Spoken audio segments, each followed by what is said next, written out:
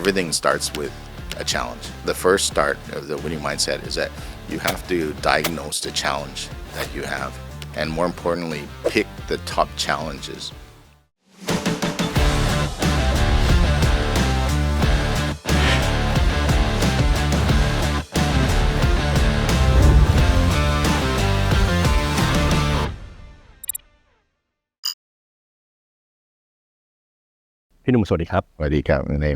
Welcome to tomorrow. Thank you, Kuname. I'm very happy to be here. Honor for us to have you here. Yes, thank you to you and your team for inviting me. Before we talk about Krungsri Auto, can you tell me more about yourself? I was born in Thailand, very proud to be a Thai person, but I was raised in Canada ever since 2 years old. My father is an academic and my mother is a businesswoman. As I was growing up in the Canadian education system, it taught me to be more individualistic. They would tell me, what do you want to be when you grow up, Krungsri? I was influenced by my Canadian education, questions such as this. So I pursued athletics to a very strong passion. I played so many sports that my father started being concerned. So he asked me to limit my sports by giving me a certain incentive. This incentive was for every subject that I could not get over 80%, he wanted me to take a sport away. I felt that it was very unfair. And it wasn't like what I was taught in the Canadian education system. So I tried to find, how do I want to win, or how do I want to achieve, in this world. This is my life in short. Looking back, I'm someone who's passionate about two things. One is winning, and I define winning as achieving. Okay, and the second is that from my background in sports, I love winning for a team. So if I have a passionate team which has purpose, and that just really drives me. I do believe every human being wants to achieve something, but what they want to achieve is different. But if you have the same challenge as me, in that you want to achieve something every day when you wake up, I'll show you my 4-step winning mindset. What are those? The 4-step winning mindset is, first of all, I think everything starts with a challenge. As I shared with you earlier, when I was taught at a young age that you have to start with an aspiration. What do you want to be when you grow up? Like, I want to be a professional athlete. I think in real life, it's not like that. So in real life, people are driven by two things, pain and pleasure. So I think the first start of the winning mindset is that you have to diagnose the challenge that you have, and more importantly, pick the top challenges that you want to win at. I tell my team, or whoever uses my 4-step winning mindset, is just grab a sheet of paper, write down all of your challenges that you have, right? And it can be a lot, right? And just circle 1, 2, or 3. The second step is that after you pick 1, 2, or 3, no more than 3, I want you to set a winning aspiration. What achievement looks like if you overcome this challenge. Then the third step is that once you have this aspiration to tackle this challenge, then you need to find a winning way. For me, a winning way requires two things. First of all, a plan, right? And second, which is more important than plan, is the action, whether you have to go do it. Because I see many people focused on just the plan, but not enough do. And then my 4-step, looking at the last 3 steps that we did, start with your winning way. See if your winning way is achieving your aspiration. It's like an assessment, if it's not achieving your aspiration, what is it that you need to pivot? What is it that you need to change? And sometimes I tell them that the ultimate goal for this is to create a small win. So let's say if in your winning way, okay, you can't achieve a certain part of your plan or you can't execute, maybe change your winning plan. Or if you change your winning plan and you still can't achieve it, maybe go back to the winning aspiration that you chose. Did you pick a challenge that was too difficult to tackle? So go back to your page, in your 3 pages, in your page, and you pick 3. Can you pick another challenge that maybe it's more likely for you to win? You know, because for me, like, because I'm driven on winning and I'm driven on achieving, I think that's what's important. You know, just create some small win or some win in your life, so that you can first of all feel successful, you know, celebrate success, and continue to win in your life. Especially in these circumstances where things may be difficult for a lot of people. Yes, Small win is important. very important. Can you tell me a bit about your implementation? How did you do that with your team? How did you create a challenge for them and make it small win for them? Krungsri Auto is the leading auto financing company in Thailand, right? And the COVID crisis has had a big impact on all automobile users. You know? So there have been many challenges. You know, there have been many problems. I'm encouraging my team to look at the challenges that our automobile users are facing, you know, and then pick a challenge to help. I have 2 things that I talk to my team a lot. One I call bring out the best in you. And the second one, I say, I want to make teamwork a competitive advantage for Krungsri Auto. I want you to utilize your individual and team uniqueness to create what I call Krungsri Auto value. How do I define Krungsri Auto value? When we look at Krungsri Auto value, an organization that I believe is here to create value for many stakeholders. It's not just about the shareholder. So it's about creating value for your employee, your customer, your partners, your society, and also the shareholders. I took up the group head position in 2022. Before this, I'm a CFO and the Chief Strategy Officer. So I asked my team, from these different stakeholder groups, customer, employees, right, partners, and society, and that's another category. And the last one is shareholders.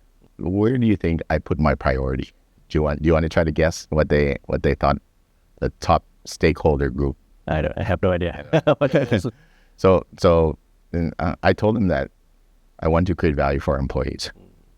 My priority is employees, customers, and then partners and society, and lastly, shareholders. They were shocked because a CFO has to make money, right? So you have to do for what the shareholders first. Yeah. So I told them that this is my way of thinking as a leader. It's about, first of all, taking care of employees, and then afterwards, employees taking care of the others, and then at the end, the shareholders will win. Yeah. Speaking of your colleagues and your team, what are some common advice that you normally give to them? I think it depends on the level. Okay. If it's my senior management team, the advice I give to them is that you need to create a winning team. If it's my lower than that, my advice to them is that you need to be an ideal team player. So for my senior management team, I strongly believe that if we want to make teamwork a competitive advantage, we need to look at 2 things. 1, look at the team interaction, and 2, look at the actual people on your team. So I want to start first of all with the team interaction. So that's the responsibility of my senior management team. Is there any gaps in the teamwork that you're seeing? You know, there are 5 reasons that make a team not work. The first one is trust. Is there a lack of trust in our team? The second one is conflict. Is there good conflict in our team? a strong team, you need conflict. Because in the Thai culture, I know it's very เกรงใจ and sometimes when you say something, people can distinguish between you're commenting on their idea or whether you're commenting on their personal value or their personality. The third thing I asked them to look at, is the commitment, and then the fourth of all is accountability. Are you willing to tell the other SMT that, hey, hold your side of the bargain? We agreed, we committed to this plan. You're not doing it. And then fifthly is that, do we have a common resolve? Like for example, I said, the common resolve is that we need to create a better everyday life for automobile users, right? And over this next 3 years, we want to be, the number one choice for automobile user. Is everyone doing this? Right? I know that everyone has their own goals, right? But is everyone helping with this mission? It's all about the interaction, the team that I try to stress a lot with my senior management team, because we have 5,000 employees. I can't talk with every employee. So I need their help in terms of interaction. But when I do get a chance to talk to employees, which I love talking to, I tell them that, are you an ideal team player? I like Patrick Lencioni's work. He said that an ideal team player consists of three things: humble, hungry, and smart. Humble means that you have to look at the value that you're creating for the entire team, not just your own value. You got to be hungry. In Canada, I love playing sports, and we took turns choosing a team. So let's say if we made a soccer team, you and me are captain. We take turns picking kone. When you choose your first pick, right, it's usually because this person is hungry. This person has talent. This person has skills. So I choose you first. Smart is not IQ smart, but EQ smart. So you got to be smart with people. I try to define. So ideal team player. I really believe in this concept that you got to be humble, hungry, and smart. And you can't lack any one of either. If you have 2 out of the 3, it doesn't work. You have mentioned a lot of your love in sports. Yes. How did you transform that lessons and your love in sports to your business? The reason why I like sports in the beginning is the challenge. So the first sport I ever played was basketball. So I went to the back of my school, and I stood at the free throw line, and I shot 1, it went in, shot 2, it went in, but then the next one I missed. So I said, how come I missed? I said, I don't like missing, because I like achieving, right? So I moved in closer to the basketball hoop, and I threw, and when I missed, I moved in closer, and I threw and threw. One of the things that drives me as an athlete is this challenge, and this challenge that I can't fail, or I want to constantly achieve. How I apply that to business is through my winning mindset, 4-step winning mindset. And at Krungsri Auto, I call it challenge achiever. So I encourage everyone. I want to see you successful. I don't care what it is. It can be improving just yourself. It can be creating value for yourself. It can be creating value for anyone. But I want you to be successful. I need your commitment to pick a challenge that you want to overcome. Like I picked the challenge in shooting a basketball hoop. Just pick one. Just pick one and see it through. And once you do it, right? Once you do it, learn from it. Learn from it. Don't get too fixed on what your plan is going to be. Go out and execute it. Learn from it. And then once you learn it, use your winning effort to adapt. So how I try to translate this to the business is that I say that Krungsri Auto, we need to be challenge achievers. I want you to have achievement mindset. Pick a challenge. พี่หนุ่มไม่ว่านะว่า challenge ที่คุณ pick คืออะไร แล้วก็พี่หนุ่มไม่ว่าด้วยว่า challenge ของคุณเนี้ยมัน fail. That's probably how I've applied my sports. Back to Thai people and the investment attitude and behaviors. If I ask for your advice about finance and investment, right, what are something that you want to tell me? I think it all starts with this first. How financial literate are you? It all starts with assessing how good you are in terms of finance. I would probably ask you a few questions to gauge how your financial literacy is. And then let's say, assuming that you're not very financial literate, my top advice would be make sure you have enough money for at least 6 months if you don't have a job. Let's say if you're laid off. It'd be something very simple like that first. I'm someone who loves mentoring and coaching. So then I would actually go to see how financial literate are you. So do you know about savings? Do you know about budgeting?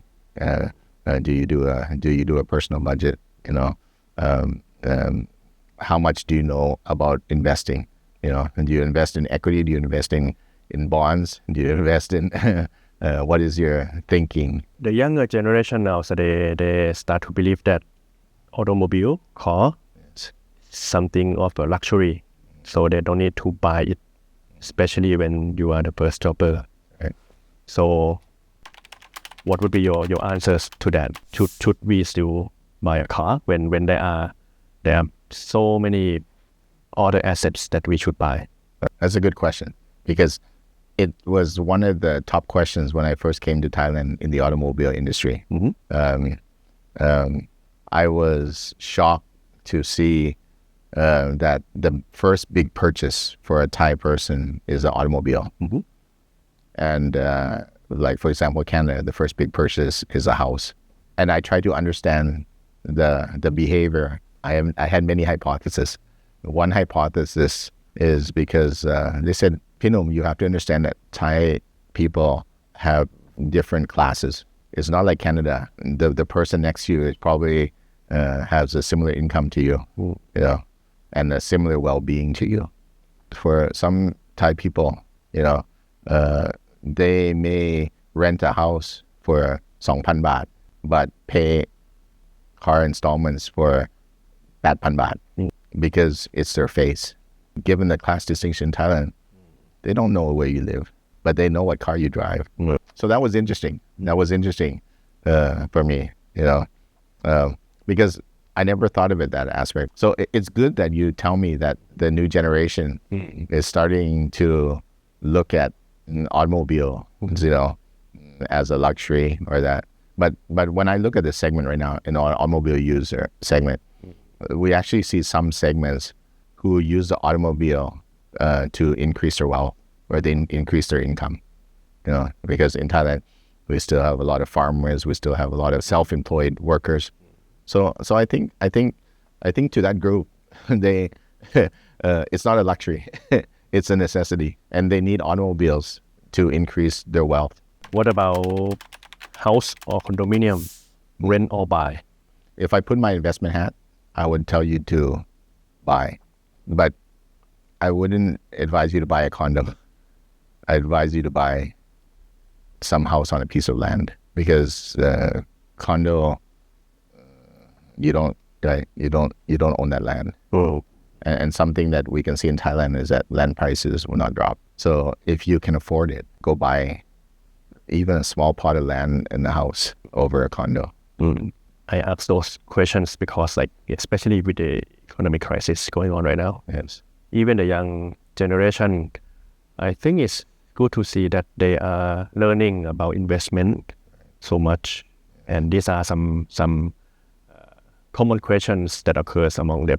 That's good. Yeah, I think as we see Thai people increase their financial literacy, which I believe that it's not only a challenge in Thailand, it's a challenge all over the world. You know, I don't believe the education systems, even in some of the developed countries, I'm talking back in 1980, because I don't know the education system now, but back in 1980, you know, when I went through the education system overseas, I didn't see financial literacy being taught a lot. I see that the people who are doing this were not the schools, but were actually the corporates. So you probably heard of Rich Dad, Poor Dad, right? I think he made Robert he made a big impact in North America by saying that, hey, you want to be employees, you want to start your own business, he really made people think as we move from the industrial age to the knowledge age. I want to know your opinion about the rich dad poor dad cultures though. Even right now, people still talking about how they want to leave corporate world. They even go as far as like, okay, to have a luxury life, you need to take a loan. What are your thought on that? Yeah, I think my advice in that is that you have to know that every type of way you make money has its advantages. If let's say you're coming out of school, out of university, you have a lot of tools that you learned in university, but you lack that experience. Wouldn't it be good to go into a company, right, to gain that experience? If you start your own company day one, you definitely don't have that experience. I'm sorry to say, but you'll probably fail a lot. So know that going into a corporation, making you stronger. If you do want to own your own business one day, what are the aspects that you need to take care of? HR side, the marketing side, the finance side. Get that experience. You don't get that experience in high school, in university. I have grown up in a family business, so I have that experience. So some people who have that experience, they go do their own business. But like for myself, I actually been doing small business ever since my whole life. I wanted to see how a big corporation does it. When I went into the working employee as an employee world, first of all, I said, wow, ชีวิตมันง่ายกว่าเยอะเลย That's the first thing I noticed.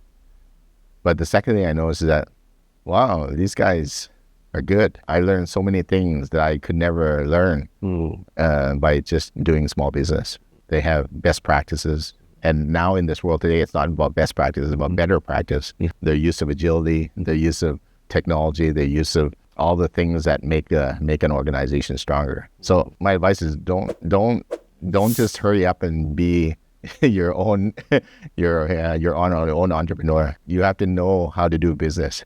You have to have that financial literacy. You have to know, I call it a value stream. You have to know the value that a corporation is creating, it wants to create for its customer. And secondly, you got to know how that value is created within an organization. If you have that knowledge, okay, you can open your business. But if you don't have that knowledge, don't you want to learn?